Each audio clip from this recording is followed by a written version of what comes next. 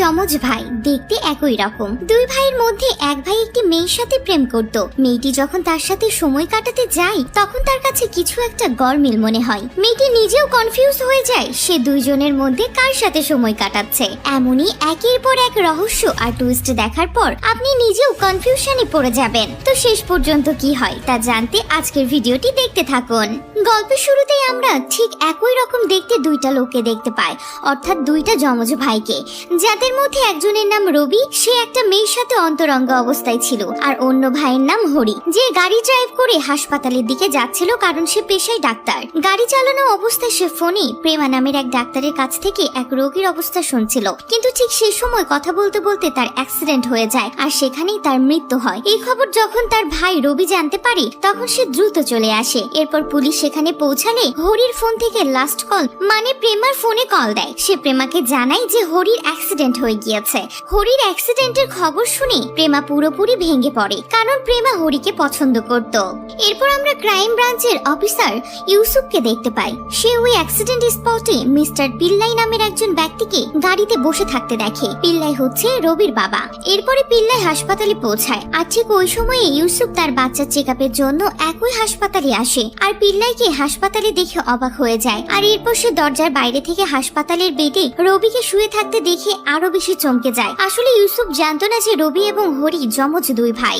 এরপরে সে পুলিশ অফিসারের কাছে এই বিষয়ে কথা বলতে যায়, কারণ পুলিশ অফিসার বলেছিল হরি মারা গিয়েছে, তাই সে বুঝতে পারে না যে এটা কে আসলে। সেই পুলিশ অফিসারের কাছে হরির নামে যে এফআইআরটা হয়েছিল সেটা দেখতে চায়, কিন্তু পুলিশ অফিসার বলে আমার কাছে সেটা নেই। তখন সে বুঝতে পারে যে এই পুলিশ অফিসার তার কাছ থেকে এসব লুকাচ্ছে। এরপর সে তার অফিসে এসে হরির ব্যাপারে ডিটেলস সার্চ করতে শুরু করে, কিন্তু যখনই সে ইনফরমেশন ডিটেলস পড়তে যাবে তখনই কেউ এটা ডিলিট করে দেয়। এরপরে সে একটা ডাক্তারের সঙ্গে তার ইনভেস্টিগেশনের সব তথ্যগুলো শেয়ার করে। সে বলে আমি জানতে পেরেছি রবি আর হরি যমজ দুই ভাই, আর রবি একদিন কনস্ট্রাকশন সাইটে 4 তলা থেকে পড়ে যাওয়ার কারণে আহত হয়ে যায়, তাই তাকে হাসপাতালে অ্যাডমিট করা হয়। এতক্ষণ ইউসুফ ডাক্তারের সঙ্গে যে কথাগুলো বলছিল সবই বাইরে দাঁড়িয়ে পিল্লাই শুনছিল। সে ভেতরে এসে বলে যে মিস্টার ইউসুফ, আপনার এই কেসের ব্যাপারে এত নাক গলাতে হবে না। আর একটু পরে আমরা দেখতে পাই রবির জ্ঞান ফিরে এসেছে এবং সে উঠে তার মাকে জিজ্ঞাসা করে রবি কোথায়। সে আরো বলে যে আমি তো গাড়িতে করে হাসপাতালে আসছিলাম, কিন্তু তারপরে কি হয়ে গেল। এইসব কথা শুনে ইউসুফের সন্দেহ আরো বেশি বেড়ে যায়, তাই সে ডাক্তারের কাছে গিয়ে বলে প্লিজ আমাকে কেসটা ইনভেস্টিগেট করতে সাহায্য করুন, কিন্তু ডাক্তার তাকে সরাসরি না করে দেয়। এরপরে আমরা মিস্টার পিল্লাইকে দেখতে পাই যে ডাক্তার চিরাগকে রবি আর হরির ছোটবেলায় একটা ঘটনা বলে। তিনি বলেন রবি আর হরি দুজনের মাইন্ড একে অপরের সঙ্গে কানেক্টেড, আর তারা দুজন যখন একে অপরের থেকে আলাদা হয়ে যেত তখন রবির শ্বাস নিতে অনেক কষ্ট হতো। এরপরে অনেকটা সময় কেটে যায়, হরি আর রবি বেশ বড় হয়ে যায়, যেখানে হরি একজন ওয়েল ডিসিপ্লিন ম্যান হয়, অপরদিকে রবি একদম চঞ্চল টাইপের। এরপর ডক্টর চেরাগ হরি এবং রবির মায়ের কাছে প্রেমা ও হরির প্রেমের কথা জানতে পারে, আর ডক্টর চেরাগ চলে যায় প্রেমার সঙ্গে কথা বলতে। তখন প্রেমা তাকে বলে যে আমি প্রথমবার হরিকে হাসপাতালে দেখেছিলাম এবং সেখানেই আমাদের পরিচয়। এর পরের দিনে মিস্টার পিল্লাই ডক্টর চেরাগের বাসায় যেয়ে তার কাছে জানতে চায় যে সে আদৌ রবির এরকম আচরণের ব্যাপারে কিছু বুঝতে পেরেছে কিনা। তখন ডাক্তার বলে যে হরি যদি মারা যায় তাহলে রবিও মারা যাবে, মানে তারা দুজনেই একে অপরের সঙ্গে এমন ভাবে কানেক্টেড যে একজন মারা গেলেও অপরজনও মারা যাবে। আসলে যখন রবি হরির অ্যাক্সিডেন্টের ব্যাপারে জানতে পেরেছিল সে এটা কোনোভাবে মেনে নিতে পারেনি, আর এই জন্য সে ওই দিন ইচ্ছা করেই ওই 4 তলার বিল্ডিং থেকে ঝাঁপ দিয়ে মারা যেতে চেয়েছিল, কিন্তু ভাগ্য ভালো থাকায় সে ওই যাত্রায় বেঁচে যায়, তাই হাসপাতালে এসে ওরকম আনন্যাচারাল বিহেভ করছে। এরপরে রবিকে হাসপাতাল থেকে ডিসচার্জ করে দেয়া হয়, কিন্তু অফিসার ইউসুফ রবিকে তখন বাসায় নিয়ে যেতে বাধা দেয়। সে বলে যে ওর মাথা ঠিক নেই, সে একজন মানসিক পেশেন্ট, তাই ডাক্তার চেরাগ রবিকে তার একটা ক্লিনিকে নিয়ে যায়। সেখানে যাওয়ার পর সে রবিকে পুরো ডিটেলসের সবকিছু খুলে বলতে বলে। তখন রবি নিজেকে হরি বলেই দাবি করে। এখানে সে তার পেশেন্টের ব্যাপারে সব তথ্যগুলো একদম সঠিকভাবে বলতে থাকে। এই সব কিছু শুনে ডাক্তার নিজেও ঘাবড়ে যায়। এর পরের দিন রবি বাসায় ফিরে এসে একদম হরির মতো জামা কাপড় পরে তার মতোই চলাফেরা করতে শুরু করে। এটা দেখে তো তার মা বাবা দুজনেই অনেক বেশি চিন্তা পড়ে যায়। ব্রেকফাস্ট শেষ করে রবি আবার গাড়ি নিয়ে হাসপাতালের উদ্দেশ্যে বেরিয়ে পড়ে। প্রেমাও হাসপাতালে এসে রবিকে পুরোপুরি হরির মতোই কথা বলতে শোনে, কিন্তু হাসপাতালে বাকি স্টাফরা এখন রবিকে হরি ভাবতে শুরু করে।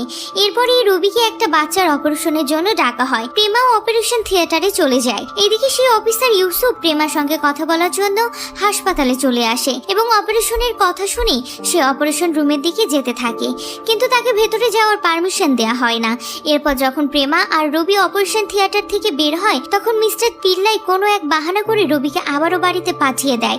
আর সঙ্গে সঙ্গে প্রেমাও সেখান থেকে চলে যায়, কারণ তারা জেনে গিয়েছিল যে হাসপাতালে ইউসুফ তার সঙ্গে দেখা করতে এসেছে। ইউসুফ তখন মিস্টার পিল্লাইকে বলে রবি হাসপাতালে এসে অপারেশন করছে, এগুলো কি হচ্ছে? তখন মিস্টার পিল্লাই তাকে কনফিউজড করার জন্য বলে যে আপনার কোথাও একটা ভুল হচ্ছে, সে রবি না, সে হরি। মিস্টার পিল্লাই ইউসুফকে আরো বলে তোমার কাছে কি প্রমাণ আছে যে এটা হরি না? তখন ইউসুফ তো এই প্রশ্নের কোনো উত্তরই দিতে পারে না। এরপরে দেখা যায় রবি চলে যায় সোজা প্রেমার বাসার নিচে। প্রেমা রবিকে দেখে শকড হয়ে যায়। রবি তখন বলে তোমার সঙ্গে কিছু ইম্পর্টেন্ট কথা আছে। তাই রবি প্রেমাকে সঙ্গে করে নিয়ে রবির বাড়িতে চলে আসে। বাসায় আসার পর রবি প্রেমাকে বলে আমি অনেক একা ফিল করছিলাম। এরপরে সে আলমারি থেকে তার প্রথম দিন প্রেমাকে লেখা চিঠি বের করে, অর্থাৎ হরি যেটা প্রেমার জন্য লিখেছিল। ওই চিঠিতে প্রেমা একটা কিস করেছিল, তাই রবিও প্রেমার কিসের উপরেই সেই জায়গায় কিস করে। এরপর সেও রবিকে কিস করা শুরু করে, কারণ তাকে সে হরি মনে করেছিল। কিন্তু কিছুক্ষণ পর তার হুঁশ ফিরে আসে এবং সে রবিকে ধাক্কা দিয়ে দূরে সরিয়ে দেয় এবং সেখান থেকে চলে যায়।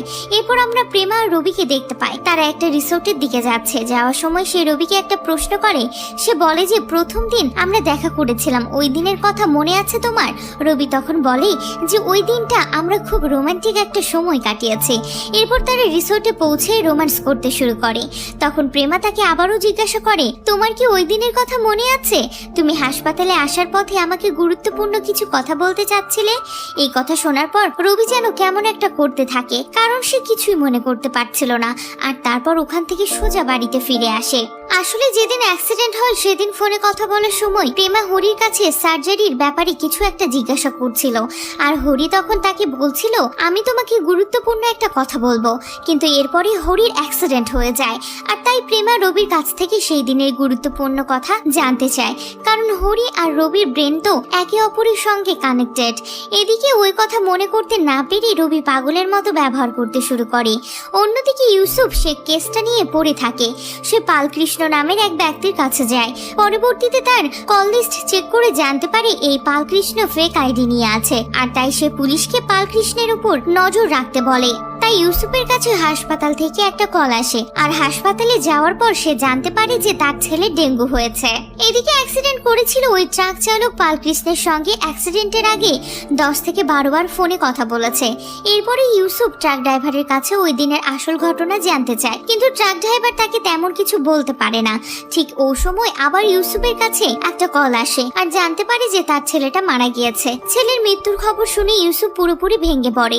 এদিকে মিস্টার পিল্লাই মেঘা নামের এক এয়ার হোস্টেসের সঙ্গে কথা বলে। আসলে মেঘা হলো রবির গার্লফ্রেন্ড। মিস্টার পিল্লাই মেঘাকে সব ঘটনা খুলে বলে। সবটা শোনার পর মেঘার রবির জন্য অনেক খারাপ লাগে। তখন পিল্লাই তাকে রবির কাছে নিয়ে যায়। ডক্টর চেরাগ তখন বলে যে পারলে মেঘাই পারবে রবি এই সিচুয়েশন থেকে বের করে আনতে।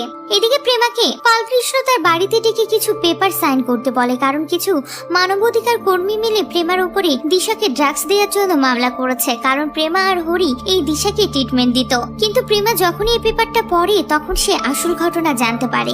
এরপর সেই পেপার তার ব্যাগের ভিতরে ভরে নেয়, আর পালকৃষ্ণকে জিজ্ঞাসা করে যে তুমি দিশার ডেঙ্গু ঠিক হওয়ার আগেই তাকে 1 মিলিমিটার ড্রাগস দিয়েছিলে, তাই না?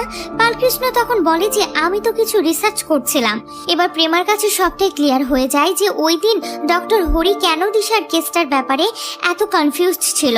তখন প্রেমা বলে যে আমি এই ব্যাপারে সবার কাছে গিয়ে বলে দেব। তখন পালকৃষ্ণ বলে যদি হরির মতো মরতে চাও তাহলে যাও, এ কাজ করো। এরপর আমরা দেখতে পাই প্রেমা বাড়িতে রবির কাছে যায়। তখন প্রেমা তাকে জিজ্ঞাসা করে ওই দিন তুমি আমাকে পালকৃষ্ণের ব্যাপারে কিছুই বলনি কেন? তখন রবি তাকে বলে যে ওই সময় আমার কাছে রবির কল এসেছিল, তাই তোমাকে আমি জানাতে পারিনি। আসলে যেদিন হরির অ্যাক্সিডেন্ট হয় ওই দিন রবি তার গার্লফ্রেন্ডের সঙ্গে ছিল, আর হরি তখন তাকে ফোন করে পালকৃষ্ণের সব ঘটনাই বলছিল। এরপর হরি প্রেমার কাছে কল করে তাকে সব সত্যিটা বলতে যাবে, ঠিক সে সময় অ্যাক্সিডেন্ট হয়ে যায়। তো এরপর প্রেমা আর রবি ইন্টিমেট হয়। আসলে প্রেমা তখন রবিকে হরি মনে করেছিল। এরপর সকালে ঘুম থেকে ওঠার পর প্রেমার হুঁশ ফিরে আসে যে সে হরি নয়, সে তো রবি। এরপর রবি প্রেমার বাসা থেকে বের হয়ে সোজা পালকৃষ্ণের বাড়িতে পৌঁছে যায়, কিন্তু ওখানে গিয়ে সে দেখতে পায় পালকৃষ্ণকে কেটে কেউ মেরে ফেলেছে। এটা দেখে সে ভয় পেয়ে দ্রুত ওখান থেকে বের হয়ে আসে। এদিকে ইউসুফ চলে আসে প্রেমার বাড়িতে, আর প্রেমা তখন তাকে পালকৃষ্ণের ব্যাপারে সব সত্যি কথা বলে দেয়। সে ইউসুফকে বলে যে তোমার ছেলে কিন্তু ডেঙ্গুতে মারা যায়নি, বরং ওই পালকৃষ্ণের ওভারডোজের কারণেই মারা গিয়েছে। এরপর সে তাকে সব ইলিগাল মেডিসিনের লিস্টগুলো দিয়ে দেয়, যেগুলো পালকৃষ্ণ এই হাসপাতালে সব রোগীদের উপর অ্যাপ্লাই করত। প্রেমা তখন তাকে আরো বলে যে পালকৃষ্ণ এই হাসপাতালের জায়গায় একটা নকল ওষুধের কারখানা চালাতো। এবার ইউসুফের কাছে সব বিষয়টা ক্লিয়ার হয়ে যায়।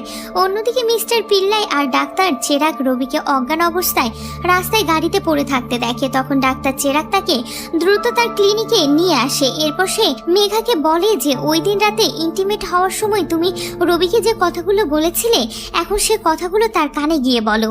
মেঘা যখনই তার কানের কাছে গিয়ে কথাগুলো বলতে থাকে, তখন রবির ওই দিনের কথা মনে পড়ে যায়, যখন সে দিশার সঙ্গে হাসপাতালে দেখা করতে এসেছিল। দিশা তাকে বলেছিল তোমার ভাই হরি অনেক ভালো একজন মানুষ, কিন্তু আমি আর এই যন্ত্রণা নিতে পারছি না, প্লিজ আমাকে মেরে ফেলো। এরপরে রবির হুঁশ চলে আসে, কিন্তু সে কেমন অদ্ভুত আচরণ করতে থাকে। সে উঠে বলে যে পালকৃষ্ণ আমাকে ধীরে ধীরে মেরে ফেলেছিল। সে আমাকে প্রতিদিন ওষুধের সাথে কি যেন একটা মিশিয়ে দিত, আর যখনই সে ইঞ্জেকশন আমার শরীরে পুশ করতো, আমার পুরো শরীরটা যন্ত্রণায় ছটফট করতো, কিন্তু আমি কিছুই বলতে পারতাম না। আমার অপারেশনের কিছুক্ষণ আগে আমি সত্যিটা জানতে পারি এবং নার্সের ফোন থেকে হরিকে ফোন করি পালকৃষ্ণের ব্যাপারে সব সত্যি কথা বলে দিই। কিন্তু এই পালকৃষ্ণ আমার ছোট ছেলেটাকে এভাবে মেরে ফেলেছে, তাই আমি পালকৃষ্ণের ঘরে বাসায় গিয়ে তাকে মেরে ফেলেছি। এরপর আমি প্রেমাকেও মারতে গিয়েছিলাম, কিন্তু তখন আমি প্রেমার ঘরে হরির ছবি দেখে তাকে মারতে পারিনি। ঠিক তখন সেখানে ইউসুফ পৌঁছে যায়। ইউসুফের সঙ্গে দিশার অর্থাৎ রবির শরীরে এখন যে আছে তার একটা বেশ মারামারি হয়ে যায়, কিন্তু দিশা তাকে সিঁড়ি থেকে ধাক্কা দিয়ে ফেলে অজ্ঞান করে দেয়। এরপর রবি আবারও প্রেমাকে মারার জন্য তার পেছনে ছুটতে শুরু করে, কিন্তু হঠাৎ করে সে একটা বাসের সঙ্গে ধাক্কা খায় এবং সেখানেই মারা যায়। এখন রবি বা হরি কেউই বেঁচে নেই, আর দুই সন্তানকে এমনভাবে হারিয়ে তার বাবা মা প্রায় শোকে পাগল হয়ে যায়।